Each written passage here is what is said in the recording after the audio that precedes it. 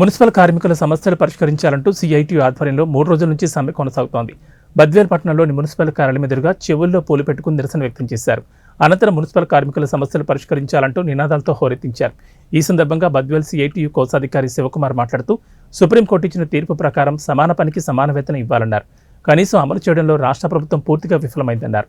వెంటనే రాష్ట్ర ప్రభుత్వం స్పందించి తమ న్యాయపరమైన సమస్యలు పరిష్కరించాలని విజ్ఞప్తి చేశారు. మున్సిపల్ కార్మికుల న్యాయమైన సమస్యలను మున్సిపల్ కార్మికుల న్యాయమైన సమస్యలను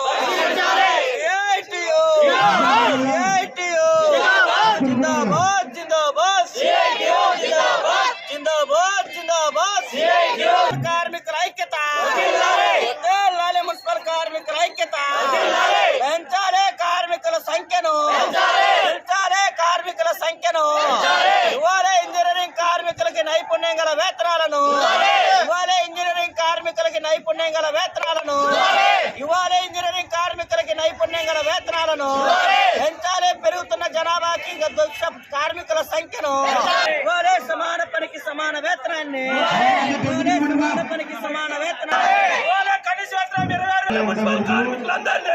కార్మికుల న్యాయమైన సమస్యలు పరిష్కారం చేయాలని చెప్పి ఇప్పటికే 3 రోజులుగా రాష్ట్ర వ్యాప్తంగా ఉన్నటువంటి మున్సిపల్ కార్మికులంతా కూడా నిరవధిక సమ్మె చేస్తున్నా కూడా ప్రభుత్వాలలో చలనం లేదు. మేమేమి గొంతమ్మె కోరికలేం కోరడం లేదు. ఏదైతే సుప్రీంకోర్టు చెప్పిందో కనీస వేతనాలు అమలు చేయమని అడుగుతా ఉన్నాం. సుప్రీంకోర్టు తీర్పుని రాష్ట్ర ప్రభుత్వం గౌరవించి సమాన పనికి సమాన వేతనం అడుగుతా ఉన్నాం. శాశ్వతమైనటువంటి పని స్వభావం కలిగినటువంటి ఈ పనులలో వెట్టి చాకరీ విధానాన్ని రద్దు చేసి కార్మికులందరినీ కూడా ఏదైతే ప్రస్తుతం ముఖ్యమంత్రిగా ఉన్నటువంటి జగన్మోహన్ రెడ్డి గారు ప్రతిపక్ష నేతగా ఉన్నప్పుడు ఇచ్చినటువంటి హామీని అమలు చేయమని అడుగుతా ఉన్నా కూడా ఈరోజు ప్రభుత్వాలు స్పందించడం లేదు.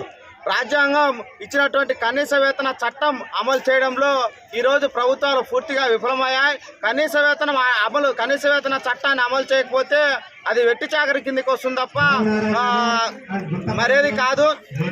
కాబట్టి ఇప్పటికైనా రాష్ట్ర ప్రభుత్వం తక్షణమే స్పందించి మా న్యాయమైన సమస్యలను పరిష్కారం చేయాలని చెప్పి కూడా రాష్ట్ర ప్రభుత్వాన్ని విజ్ఞప్తి చేస్తూ ఉన్నాం.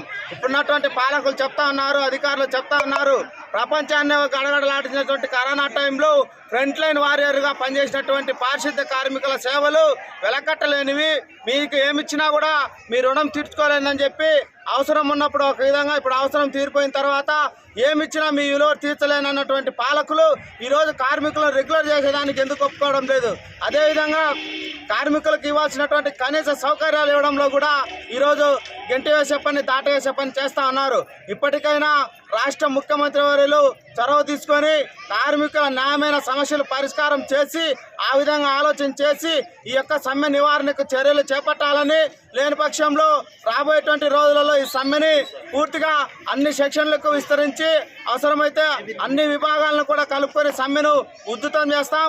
ఈ సమ్మె వల్ల ప్రజలకు ఎదురైనటువంటి ఇబ్బందులకి రాష్ట్ర ప్రభుత్వమే పూర్తి బాధ్యత వహించాలని చెప్పి కూడా బద్వేల్ మున్సిపల్ యూనియన్గా రాష్ట్ర ప్రభుత్వాన్ని విజ్ఞప్తి చేస్తా ఉన్నాం.